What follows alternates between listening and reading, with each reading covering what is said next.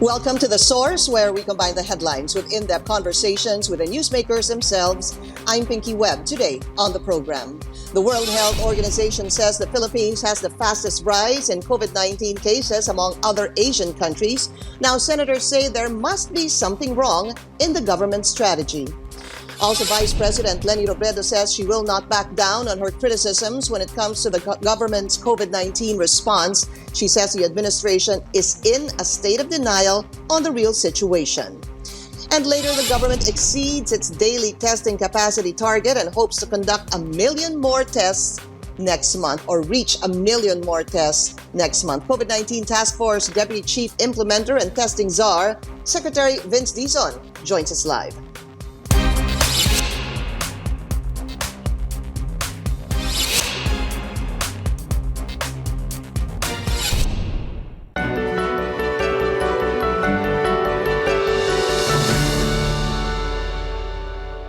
The World Health Organization says the Philippines has the fastest increase in coronavirus cases in the Western Pacific region. According to the WHO, in a span of almost 2 weeks, about 8,000 cases were recorded in the Philippines, the highest number among 22 countries. The Health Department defends the situation and tells the global agency not to cherry-pick the countries for comparison. Some lawmakers expressed their concern on the country's ranking, questioning the current government strategy. Let's go straight to the source of the story. We have COVID-19 Response Deputy Chief Implementer and Testing Czar, Vince Dizon. Secretary Dizon, welcome to the show. Good to see you again. Good morning, Pinky.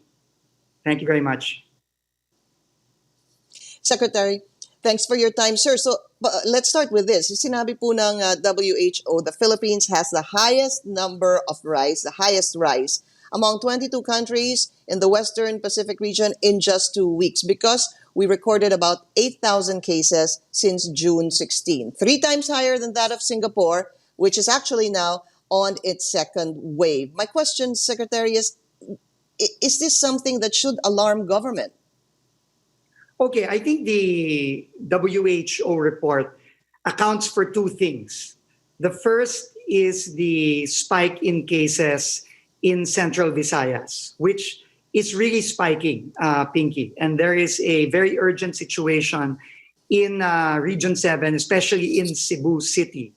And that's why the President acted very swiftly in appointing Secretary Roy Cimatu to head up the efforts in Cebu. And in fact, we are going to be back there on Wednesday to provide all the support we can give to our kababayans in Cebu. So there has been really a huge spike in Central Visayas. The second, and I think it's very important to understand this, Pinky, is that our tests have drastically increased since April and May. In April, we had roughly only about 100,000 tests nationwide conducted as of April. Now we are at 600, and I think we're already at 650 plus thousand tests.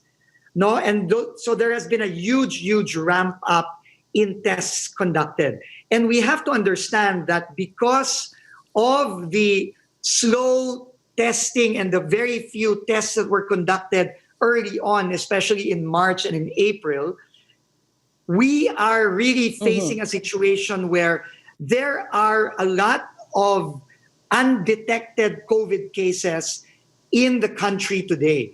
And as we ramp up that testing, we are going to find those undetected COVID cases. Hence, the fast increase in cases that we're seeing now because of the test ramp up. But I think what is important to note, and I pointed this out last week, what is important to look at are not the actual number of cases that are going up, but the percentage of cases who turn out positive out of your total test. And that percentage has constantly been going down from a high of almost 20% in March to now, I think it's down to over 6% now. Because of the increase in tests. So we have our people have to understand that as we test more, we are going to find more cases. But that is important, and that is not a bad thing. That is a good thing. Secretary.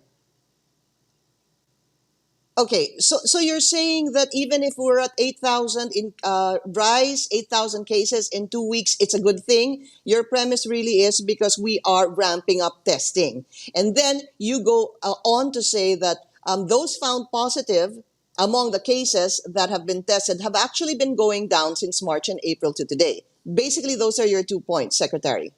Yes, and I think the important thing to understand, Pinky, because as we test more, we are able to isolate and treat the people that we find who are positive. This is something you cannot do if you don't test. And this was our problem and our challenge early on. But now we're ramping that up.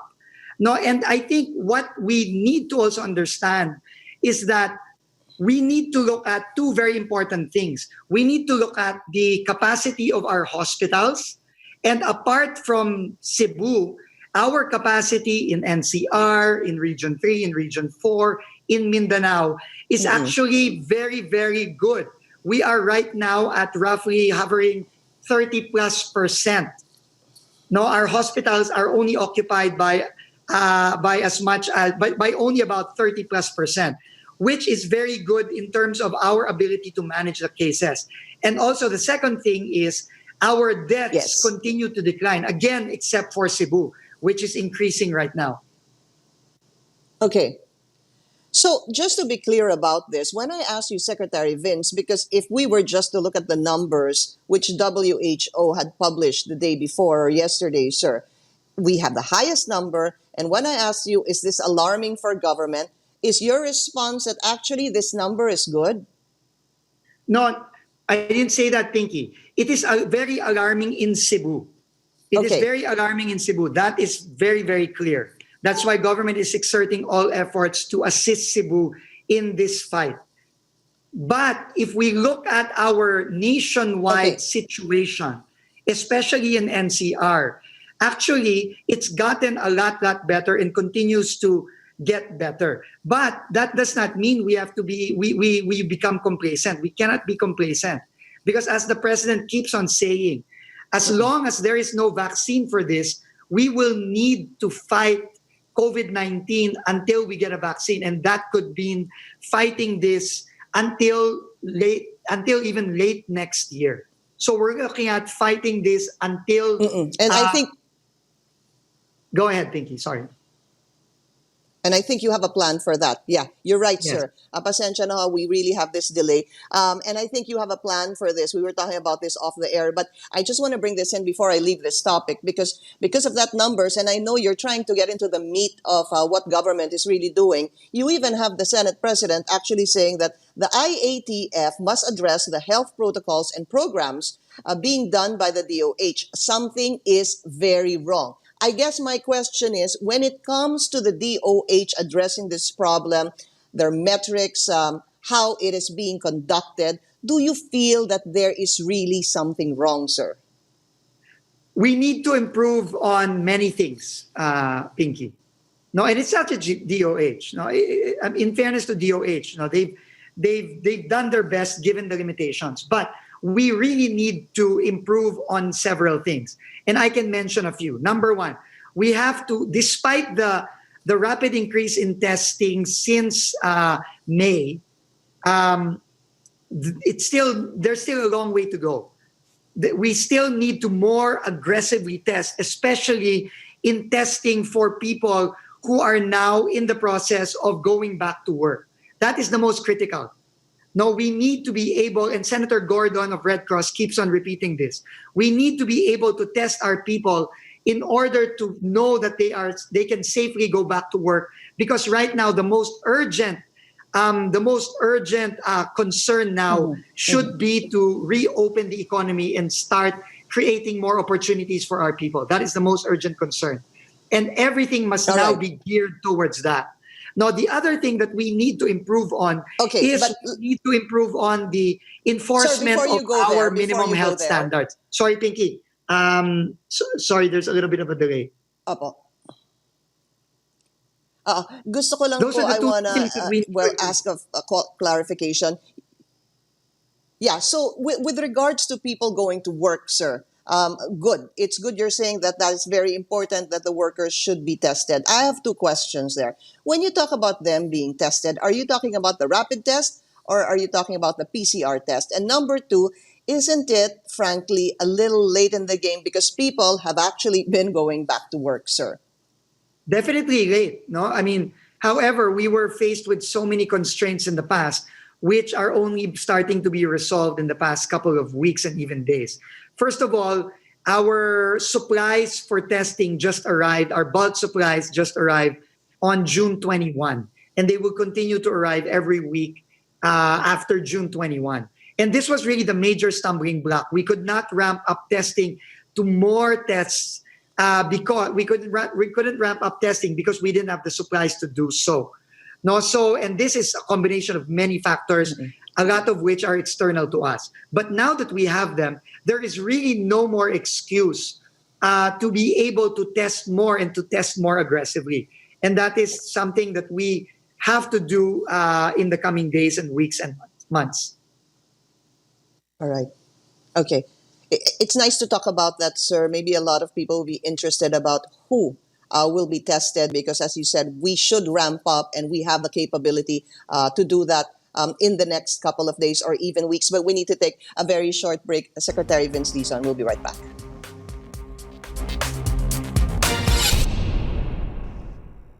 Welcome back to The Source. Our guest today, COVID-19 Task Force Deputy Chief Implementer and Testing Czar, Secretary Vince Dizon. Secretary, so this might be of interest to a lot of people. You want to ramp up testing. You're saying even the workers need to be tested as soon as possible. So, number one, who will be tested and when?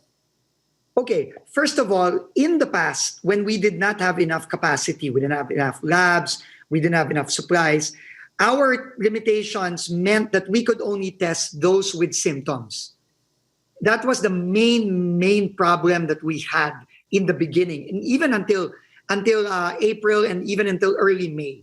But now that we have the labs, we have now 68 labs, we have the capacity, we have the supplies, we should, and we can now expand that to other segments of the population that are important, that need to be tested.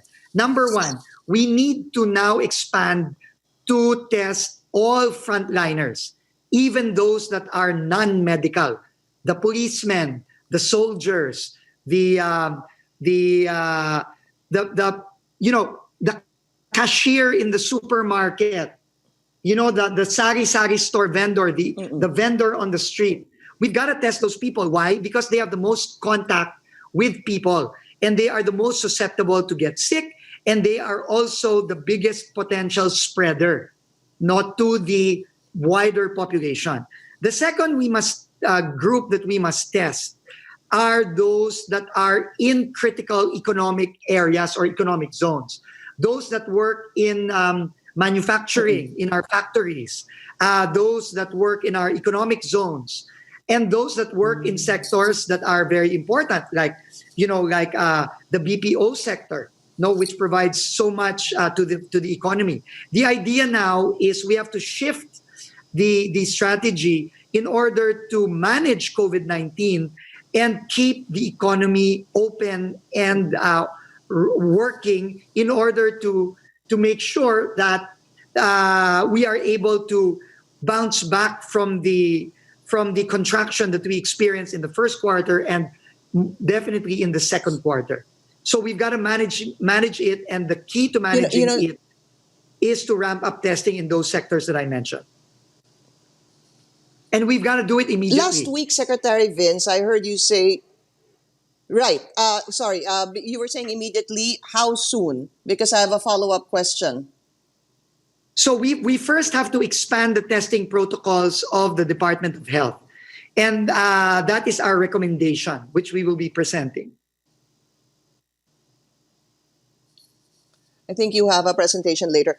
Secretary Vince, so in last week's press briefing with Secretary Roque, you said that the goal is to test we're about 650,000 tests right now. The goal is 1 million, you said, by end of July. And then you even have Yeah, you even have a further goal. Please tell us more about that, about next year, until next Yes, year, rather. Secretary Galvez announced that given the supplies that are coming in and given our increased capacity to test and screen, our goal is to test 10 million Filipinos. By when? Well, given the capacity we're looking at in the next 8 to 10 months, Pinky. Because this is a constant effort, Pinky, no? That's a lot, We cannot, sir. yeah, you cannot test 10 million in a few weeks or a few months, no? It's just not possible. What we need to do is, given the capacity that we have to program our testing in a smart way with the end objective of keeping the economy open. That is the goal now. We have to manage it. And yeah, but Secretary Vince, who will be on top of this? You are the testing czar. Am I to take it that you will be the one to look into the policies, the regulations, the procedures by which this will be implemented, sir? Or is it going to be the DOH? So, of course, the DOH is the implementing arm of the IATF. No, especially when it comes to all things related to battling the pandemic, for testing and for treatment. No, but the NTF is empowered to oversee the implementation of this, and obviously IATF oversees that as well. No, so it's a whole of government, in fact, whole of nation approach. We've just got to all come together and build on what we've done, improve on the shortcomings of the past, and move forward with the end objective of managing this pandemic for the next year and keep the economy open and keep people working and contributing to the economy. Frankly, sir, it's good to hear that of this long-term plan. But very quickly, I have a minute left with you, Secretary Vince. What is the plan for Cebu? Yes, so we will be back in Cebu on Wednesday and Thursday. The plan for Cebu now is to really act swiftly in terms of helping the healthcare system cope with the rising number of cases. No, so everybody from the national government, the local government, the business sector, the Philippine Red Cross, we're all coming together and helping the hospitals and the LGUs and the provincial government of Cebu deal with this. Cebu is in a situation right now very similar to where Metro Manila was in March and April. In April. Yun po yung nangyayari, na-overwhelm yung mga hospitals sa Metro Manila. That's what's happening right now in Cebu City. And very, very quickly, Sec Vince, the President should make a decision or will probably address the nation very soon on the June 30, what will happen after June 30. What are your thoughts? Do you think Metro Manila will still remain on GCQ or we will be downgraded to MGCQ, sir? I can't speak to that, Pinky. Sorry. I know I say this all the time and it's probably... you're probably getting tired of it, but I really can't say. The president will make that decision. It's okay, sir. But what I can say is there are still several things that we need to put in place to make sure that we can slowly but surely open up the economy. Things from our ability to screen, our ability to move our people, because right now it's pretty open, right? But the challenge right now is to get to have people get to work, right? So public transport, there is a plan that needs to be implemented very well in the next couple of days and weeks, because the objective, like I keep on saying, should be to slowly really open up the economy, because we cannot be in this perpetual state of lockdown any longer. No, we've got to give the opportunities and allow the economy to open up and start revving it up again. But mitigate Thank you so much, Secretary Vince Dizon. Right. Thank you very much, Pinky. Thank you, sir, and take care. Thank you. Stay We'll be taking a short break. This is The Source on CNN Philippines. Please stay tuned.